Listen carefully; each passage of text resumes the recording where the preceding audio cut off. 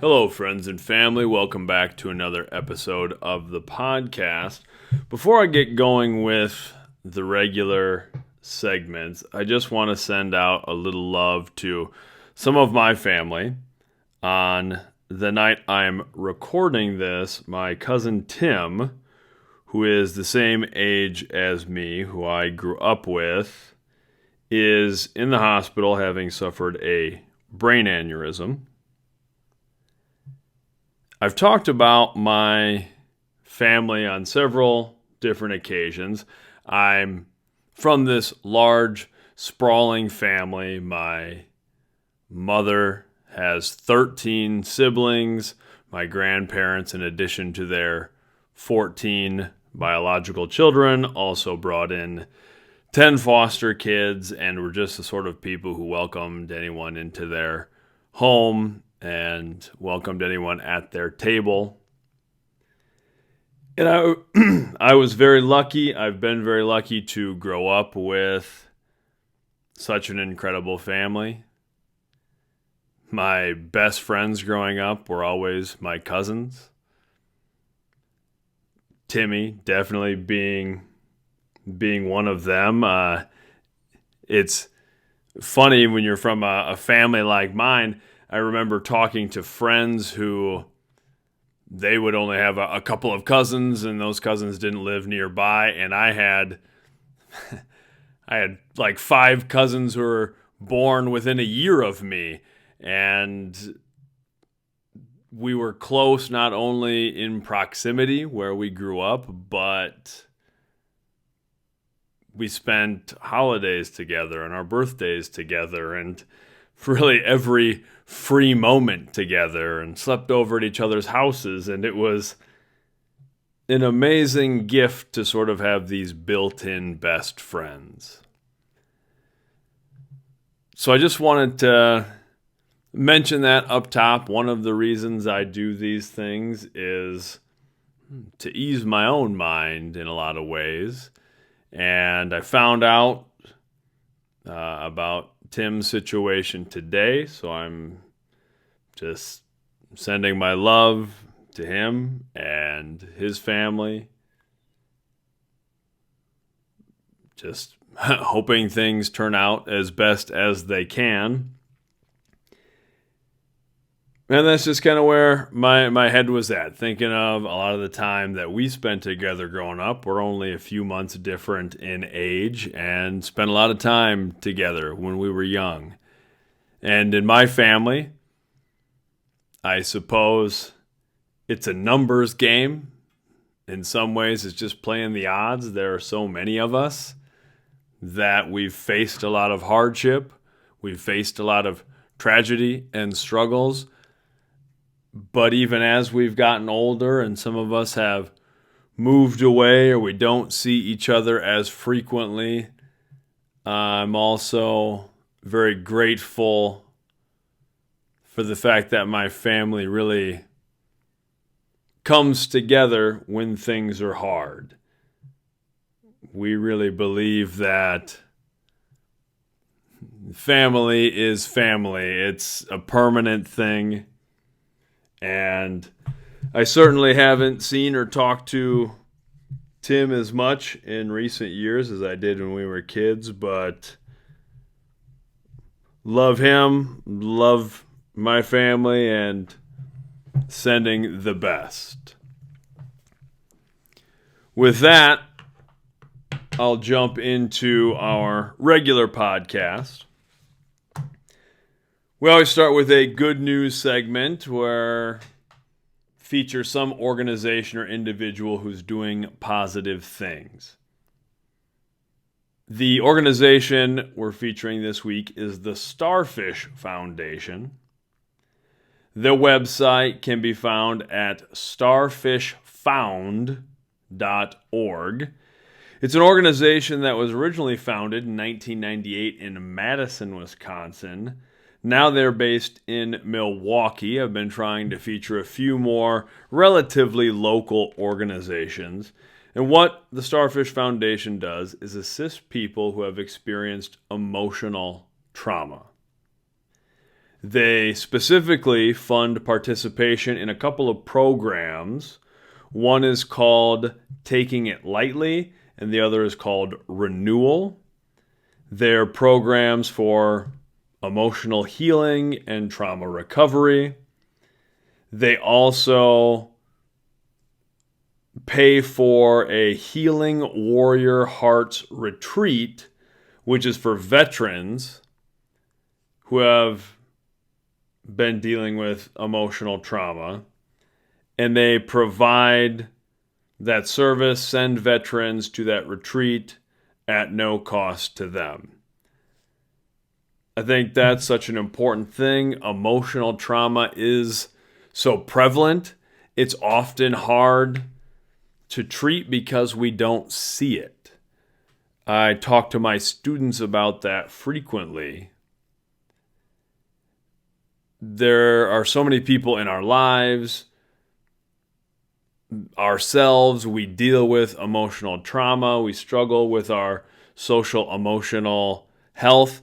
That's why we spend time every day in my classroom addressing social emotional needs, because it's the foundation of everything.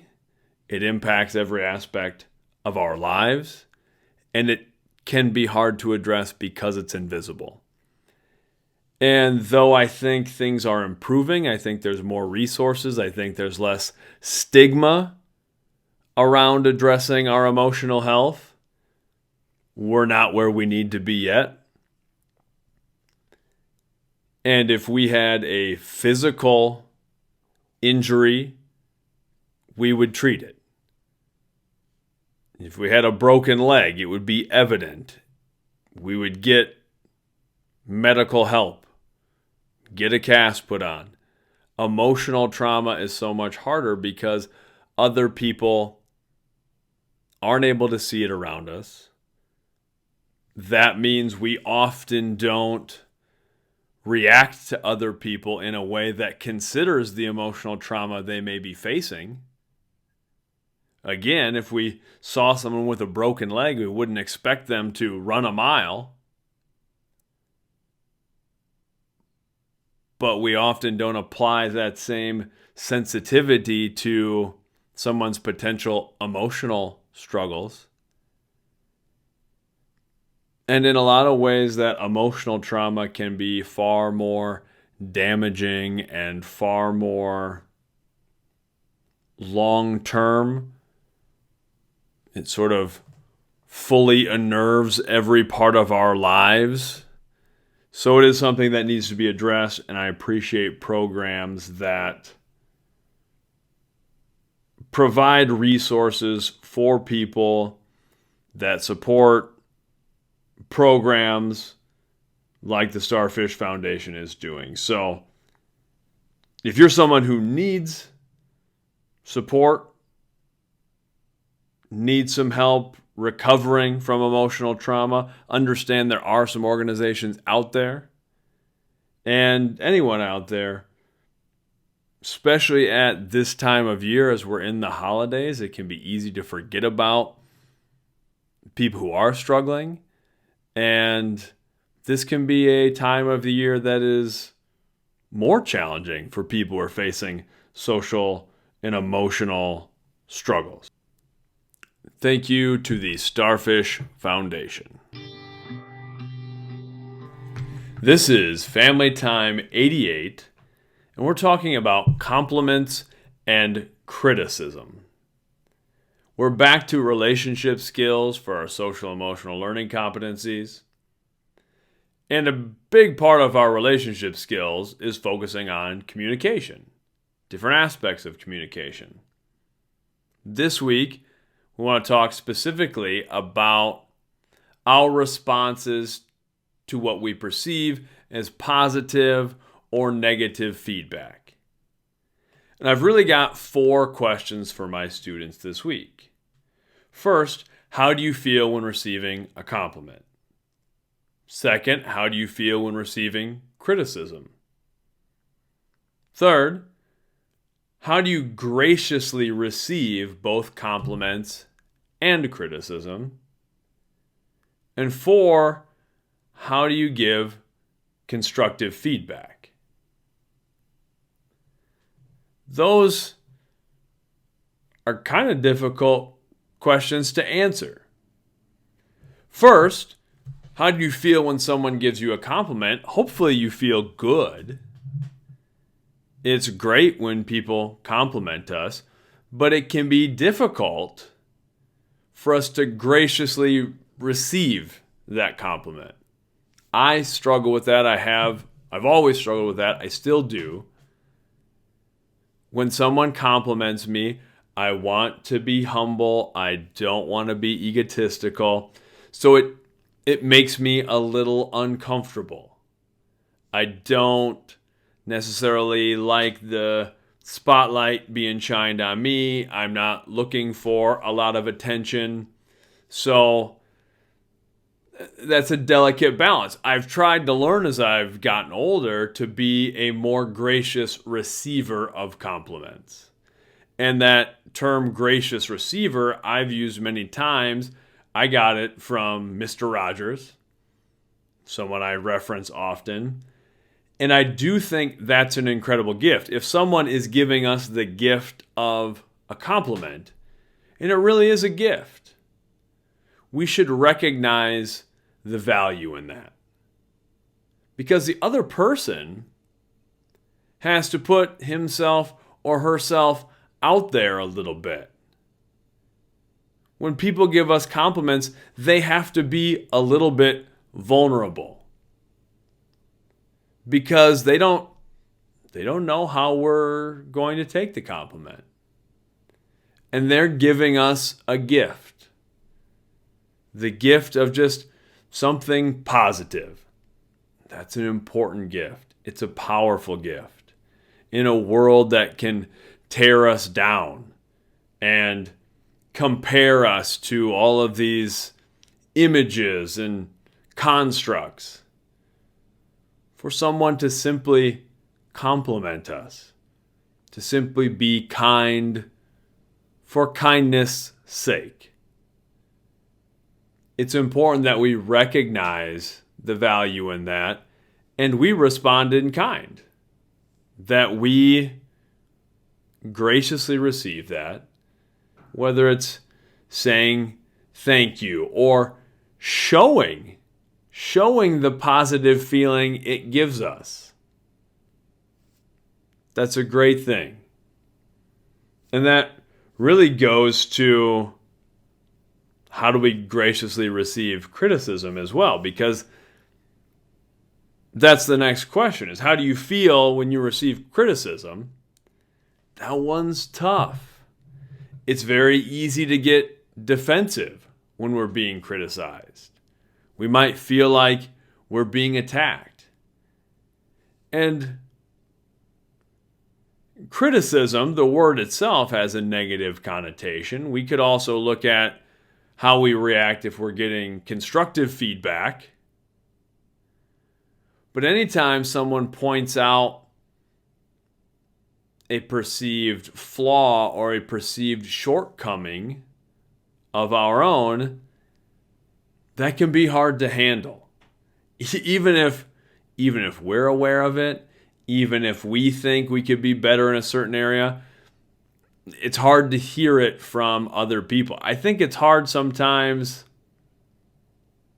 to accept other people's perceptions of us. And when I say accept other people's perceptions of us, that doesn't mean that we have to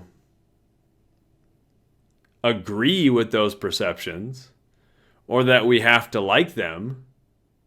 And I certainly don't mean that we have to care about other people's perceptions of who we are. But at times we're faced with the reality that people see us a certain way. And that can be tough, especially if it's not how we would like to be perceived or not how we perceive ourselves. In that gap, in that disconnect, there is some discomfort. There can be some anxiety. That's where our ego slips in again. And we can be upset by those things. We can be upset by what we perceive as criticism. A lot of that has to do with tone, with the way things are delivered, with nonverbal communication, which we've talked about before with our relationship skills. Now we're kind of looking at that applied to a more specific situation. What if we're getting some feedback we consider criticism? How do we react? What makes it criticism to us? Is it the tone? Is it the way that it's delivered? So when we're talking about graciously receiving both compliments and criticism, well, how do we graciously receive criticism? There will be some times that people are being critical of us, maybe unfairly. Maybe they are being negative about us. And we have to decide if we're going to react negatively, if we're going to have a harsh emotional reaction, or if we're going to listen to what's said and be able to take things with a grain of salt. To listen to people's criticism and maybe take some stock in those things, to recognize that there may be some truth in some of those criticisms, that all of us have things that we can work on. All of us have space to learn and grow and develop. So I think it's good to not discount criticism. To say, okay, if I'm being critiqued on something, even if I think it's being delivered in a harsh way or a negative way, I can take something away from that. I can be gracious in receiving it. I can have broad shoulders and handle criticism. But I do want to examine it and say, okay, what parts of this do I maybe agree with? What parts of this can I learn from? On the flip side of that, we have to recognize that some people will criticize us. Some people will try to tear us down because they don't want us to rise above them. They don't want to lose us. They don't want us to be successful. They don't want us to accomplish certain things because it might make them look bad, or they're afraid, or they're insecure. Whatever it is, we have to recognize that some people will criticize us because of their own issues. And that really has nothing to do with us. That doesn't mean we have to attack back at them. It should allow us the freedom to be gracious in receiving any of that criticism. To say, okay, I will accept what I think applies to me. The rest I will discard. It's a hard thing to do.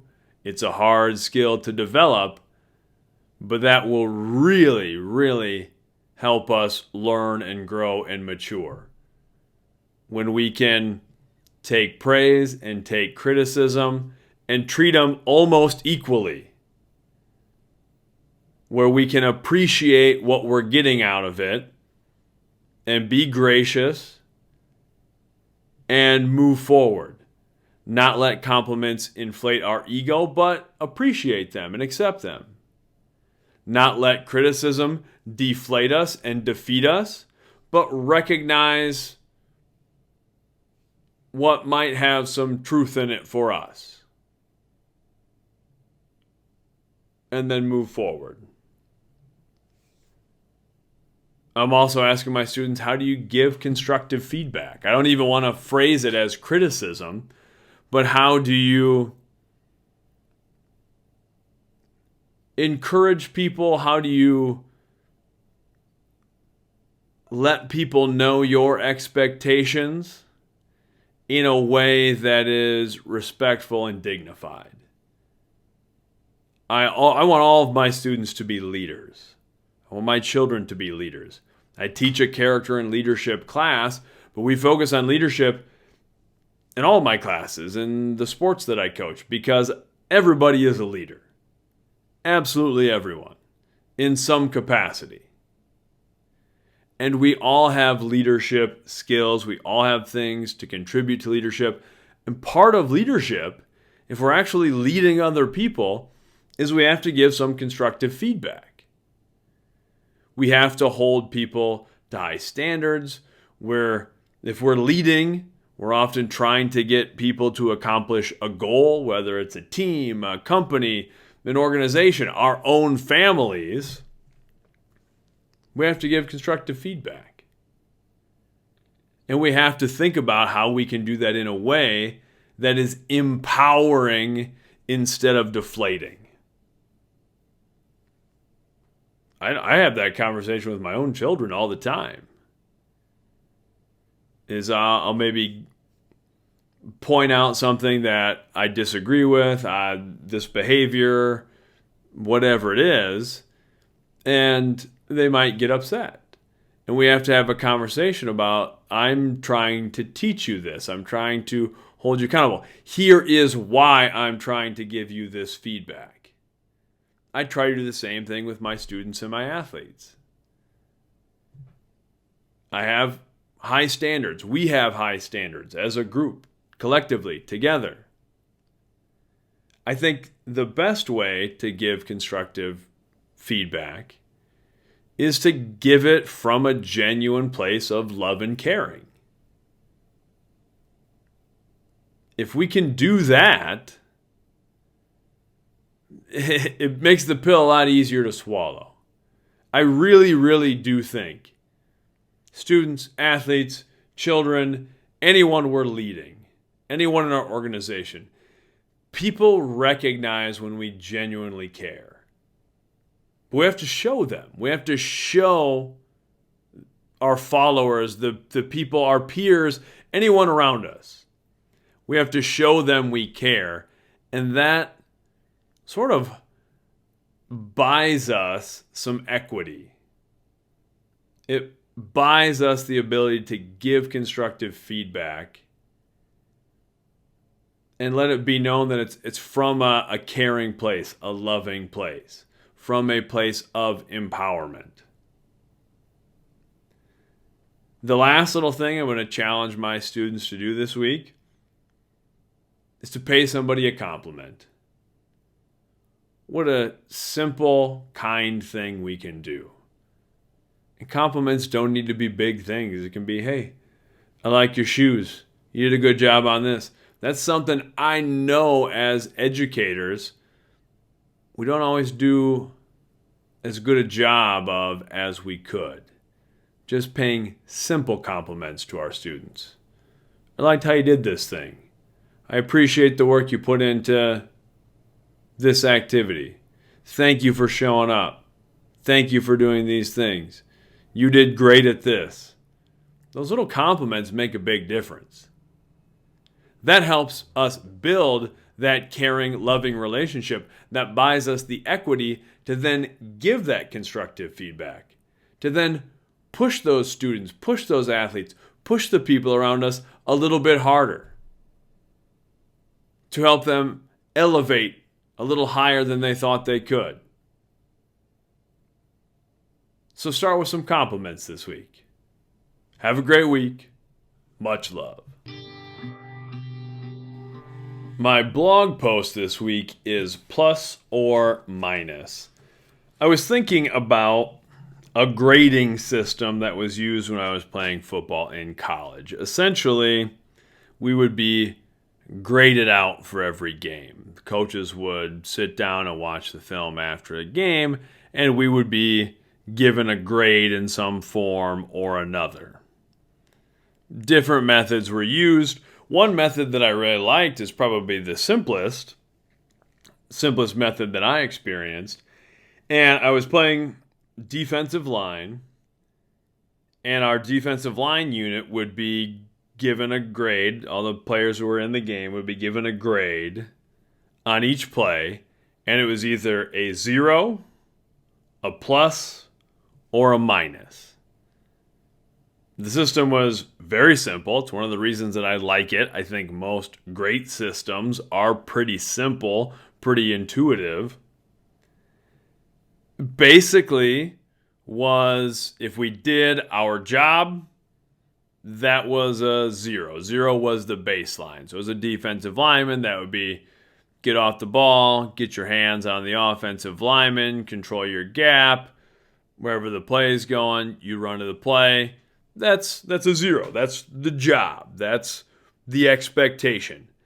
And if you are below that expectation, you might not be playing. That might send you to the bench. And anything below that expectation would warrant a minus. So that would be, got hands on the offensive lineman. The ball went the other way, but you kind of just jogged toward the ball. Or it was, you shoot your hands on and kind of stalemate, but that's about it. You're not playing to the whistle. Those things are minus sorts of things. The other end was a plus. And a plus would be given for exceptional effort on a play. It was doing all the things that were required for the job, but it was also full speed sprinting to the ball, always playing to the whistle, being especially physical. Those things might earn a plus. Very simple system. You can go through the entire film, mark it down pretty quickly. We could look at it and see, okay, do I have mostly zeros? How many pluses do I have? How many minus plays do I have? That sort of thing. I also liked that it was focused on effort. That was really all we were being graded on in that moment. We worked on the technical and tactical parts of the game all year. And there were certainly periods where we were being corrected on that. We would still be corrected on technique things, on film, and in practice. But this grading system was about something that was very controllable. You have a lot of control in your technique and your tactical understanding of the game. We have some control over the physical component of the game. We aren't necessarily able to control things like our height and stuff like that, our natural baseline genetic gifts, but we can work out and train to increase the physical parts too. But effort is kind of right there in the moment. You can just decide to go hard or not. And it applies to life so well. So much of life is, are you just going to show up and give 100%? And if you do that again and again and again, good things happen. And too often in life, we're kind of living in that 0 state. We're not really doing anything specifically negative, but we're also not getting a lot of plus days. We're kind of just existing. We're kind of just doing the thing, the day to day. We're living in that 0 state. And if you live in a 0 state long enough, it's going to turn into a minus. String enough 0 days together, they become minus days. So the idea for this system in football, a good foundation of a good defensive football player is just maximum effort. Pretty good plan for life as well. We're not going to be able to control everything. We can work to influence other aspects of our lives, but effort, straight away, something we can make a decision about. We can decide to give our best effort. And in any situation, it's easy for us to assess. Are we adding to the situation? Are we taking away from the situation? Or are we kind of just existing in the situation? Put together some plus days. Put together some plus moments. That's how we would try to win football games. So you try to put together plus plays. That's how we find success in anything in life. keep adding up those pluses. Have a plus moment, a plus interaction, have a plus day, because then that leads to successful weeks and months and years and lifetimes. Much love. This episode of the podcast is dedicated to anyone who recognizes any obscure movie quote I use in conversation. That's something that always pleases me. I'm not sure if all families talk in movie quotes quite as much as my family does, but growing up with my brothers and my cousins, constantly, we still do this. We will talk and throw out movie quotes without a lot of context. Something will come up and we'll throw out some quote that isn't even like a famous quote for a widely watched movie. And when that other person connects to it, that is so enjoyable. I love that. And I throw out random movie quotes all the time. I do it in class constantly. And I'm a teacher. I'm used to students just sort of ignoring some things that I say. But it's always so great when one lands, when a student's like, oh, I know that movie. Or they'll say another line. That's great. And it's kind of a good litmus test around people in social situations to throw out a movie quote. And if someone else there gets it, it's instant connection. Like, we've got this. We're on the same page with this thing. And my brothers and I would get so obscure sometimes. There's one particular movie that we quote often that we actually even use some of the quotes from the deleted scenes that were on the old DVD bonus features. So like, someone else would have to have not only had a pretty good recollection of this movie, but they would also have to have done the deep dive into the special features. So stuff like that is great. I kind of like those little inside jokes, not in an exclusive way to not include people in the joke, but to just throw something out like that. And if somebody else bats it back, that's just great.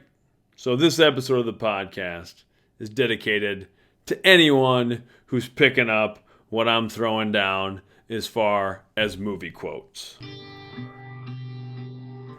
Now from me to you, for our good news segment, we talked about the Starfish Foundation and the work they're doing to support people who are struggling with emotional trauma.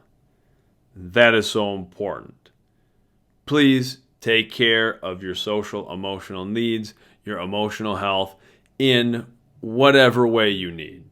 Reach out to organizations, reach out to individuals, and everyone, please support those groups and people who are working to support our emotional health. That's so important. And we don't have enough resources. And we don't give enough attention to those things. But it's getting better. We need to stay focused on those things. For our family time this week, we talked about being gracious receivers of compliments and criticism. How we can compliment other people and use that to build some equity so that we can give constructive feedback when we're leading, when we're encouraging others. Try to be a gracious receiver. For the blog post this week, we talked about effort. How we have control over effort, and we just need to stack together plus efforts. And things won't always go right. Even when we give a great effort, we'll still fall short sometimes. But we'll also get stronger. We'll develop some grit. And we'll be able to go even harder next time. we'll be able to at least have the satisfaction in knowing we did all we were able to do, that we gave it our best shot. That's it for this week. Again, sending my love out to my cousin Tim and his family. Sending love out to everyone out there. If you ever need to contact me, want to contact about anything on the podcast or any of the other media stuff, please reach out through the socials. So Luke Nielsen Media on pretty much everything. Through the website, lukenielsen.com, or lukenielsenmedia@gmail.com if you want to drop a line. I would love to hear from everybody and offer any support that I can. Thank you. Love yourself. Love each other. Love the fight. I'll be seeing you.